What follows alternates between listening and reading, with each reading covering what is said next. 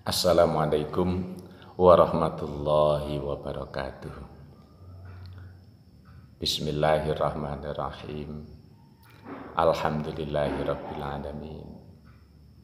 Alladzi hadana li hadza wa ma kunna linahtadiya laula an hadanallah. Allahumma shalli wa sallim wa barik ala abdika wa rasulika sayyidina wa habibina wa maulana Muhammad ibn Abdullah wa ala alihi wa ashabihi wa mawala wa man tabi'a hudahu wa nasarahu ila yaumil qiyamah. Amin amma ba'du. Allahumma barik lana fi rajaba wa sya'bana wa ballighna ramadana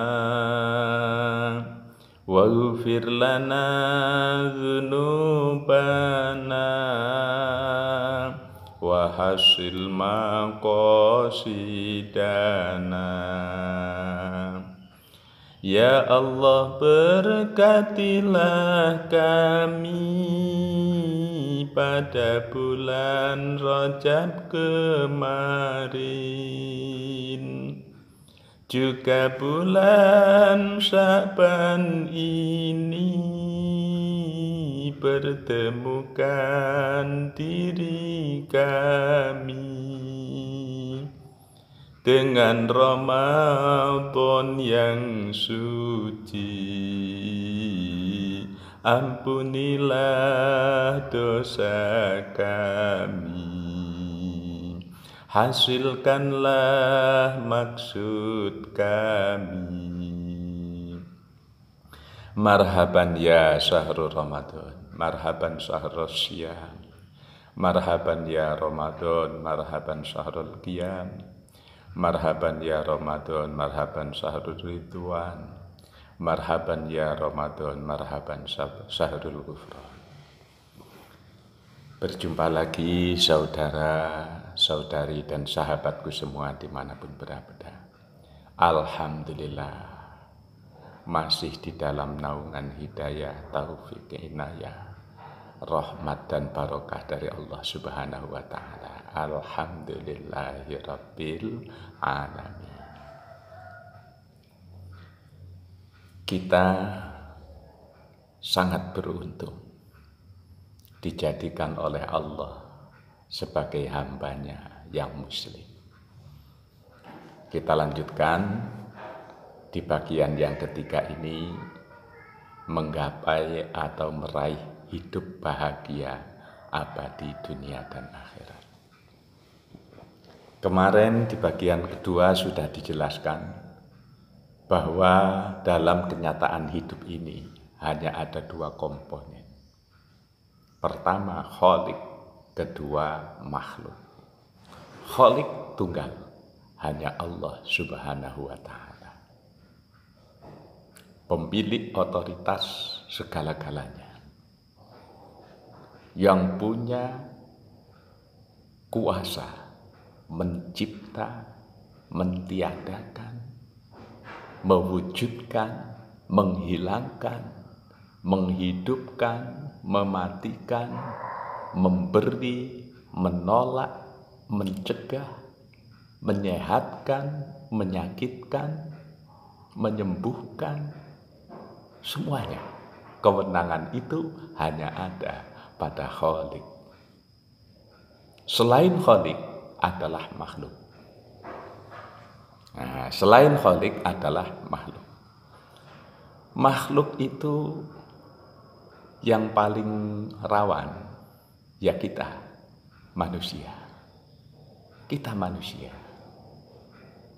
Kenapa? Karena memang manusia ini yang diciptakan oleh Allah sempurna. Ada akal, ada nafsu, ya. Berbeda dengan malaikat. Malaikat hanya diberikan akal saja, sehingga malaikat hanya taat dan patuh kepada Allah. Nah, kemudian binatang hanya diberikan akal topi'i saja. Maka seluruh binatang itu sepenuhnya tunduk dan patuh kepada Allah, tidak ada ketakutan kepada selain Allah. Maka kalau kita lihat binatang ya, kapan matahari terbit dia pergi mencari makan. Ketika dia menemukan makanan banyak, dia nggak bingung nyari wadah untuk memadahi makanan tersebut, tidak. Maka nggak ada binatang itu yang punya tabungan, punya gudang penyimpanan beras, penyimpanan sembako, itu tidak ada. Punya rekening untuk nyimpen duit, nggak ada. Nah, itu hebatnya binatang. Jadi binatang itu nggak pernah khawatir besok dapat makan atau tidak, itu nggak pernah dipikirkan. Kenapa? Karena si binatang itu yakin, saya belum tentu umur saya sampai besok. Yang pertama. Yang kedua, kalau umur saya masih sampai besok, berarti masih ada jatah rezeki dari Allah untuk saya. Itu pikiran praktis binatang. Nah, yang rumit ini kan manusia, kita. Yang rumit itu kita. Lah, maka bersyukurlah kita yang oleh Allah dijadikan orang Islam. Nah, bersyukur kita yang oleh Allah dijadikan orang Islam, diberikan wahyu, diberikan petunjuk, juga ada pembimbing dan penuntunnya. Kalau dulu para sahabat dibimbing dan dituntun oleh baginda Nabi besar Muhammad Sallallahu Alaihi Wasallam, para tabiin dibimbing oleh para sahabat. Demikian terus berikutnya. Sampai sekarang pada masa kita dibimbing oleh para ulama, dibimbing oleh para asatid, dibimbing oleh para guru yang mereka mendapatkan pelajaran, mendapatkan bimbingan dari guru hingga kepada Allah Subhanahu wa Ta'ala. Nah, saudara-saudari, sahabat semua dimanapun Anda berada, yuk kita renungkan. Jadi kembali lagi, dari makhluk yang sangat banyak ini, memang yang paling banyak masalah ya manusia. Nah, kenapa manusia banyak masalah? Padahal kalau binatang enggak. Suasana hujan, binatang enggak sedih. Ya kalau nanti sempat nyari makan, ya nyari makan. Kalau enggak sempat ya sudah. Nah, begitu berangkat pagi pulang sore, dapat atau tidak dapat, sore pulang. Berbeda dengan manusia. Ya, berbeda dengan kita. Kita masih lembur. Ya, betul enggak? Kita masih sering lembur, kita masih sering ya memaksa diri kita. Binatang nggak punya persiapan untuk besok, dia tenang. Kita punya persiapan stok makan untuk seminggu, untuk sebulan, untuk setahun, masih bingung. Lah, ini kan aneh, bener nggak? Coba diangen-angen, dirasakan, bener nggak kira-kira? Binatang nggak punya tabungan, dia nggak sedih. Kita tabungannya banyak. Kita tabungannya banyak. Kita masih takut untuk berzakat, takut untuk berbagi, takut. Kita lupa kepada orang-orang di sekitar kita, di luar kita, yang ternyata mereka nggak punya simpenan. Mereka nggak punya stok makan. Tapi kita masih berat berbagi dengan mereka. Tapi kalau binatang luar biasa. Keserakahan itu tidak ada di dalam binatang, di dalam diri binatang. Yang ada keserakahan itu ya di dalam diri kita manusia. Makanya dikatakan ad-dunya yakfi liqadai hajatil alam. Dunia ini diciptakan oleh Allah cukup untuk memenuhi kebutuhan makhluk yang ada di alam semesta ini. Cukup. Tapi wala yakfi liqadai hajatin nafsil wahid.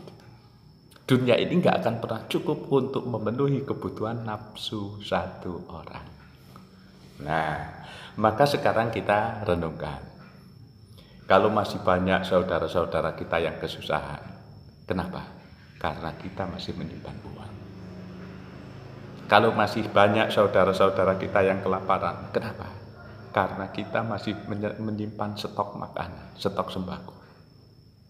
Betul? Kalau masih banyak saudara-saudara kita yang sengsara, kenapa? Karena kita nggak mau berbagi semua itu dengan mereka. Lah, maka alhamdulillah kita sebagai Islam dibimbing.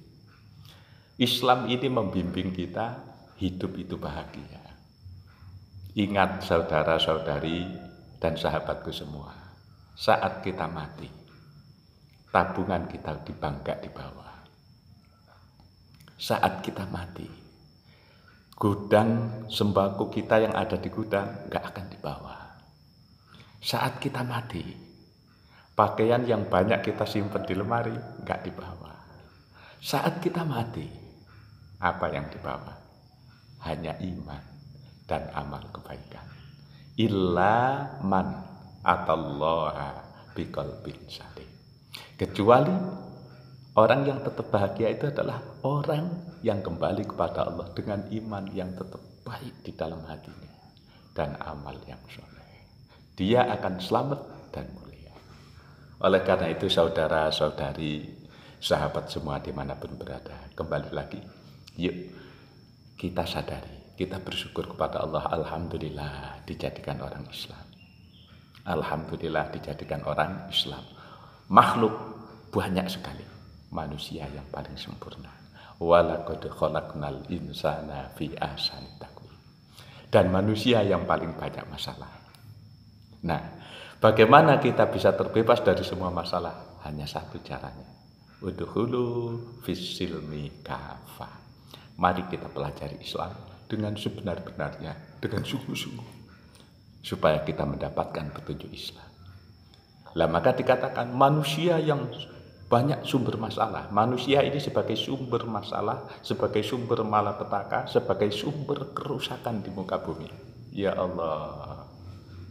Dhaharal fasadu fil barri wal bahri bima kasabat aydin nas. Tampak di muka bumi dan di lautan, di darat dan di laut, itu kerusakan akibat tangan-tangan jahil manusia. Naudzubillah min dzalik. Maka mari, ya Allah, kita sadar. Jadi ayo kita sebagai orang Islam belajar dan mempelajari Islam secara mendetail dari sumber-sumber, dari gudang-gudang. Siapa itu? Para ulama, para ustadz yang mendapatkan bimbingan dari guru.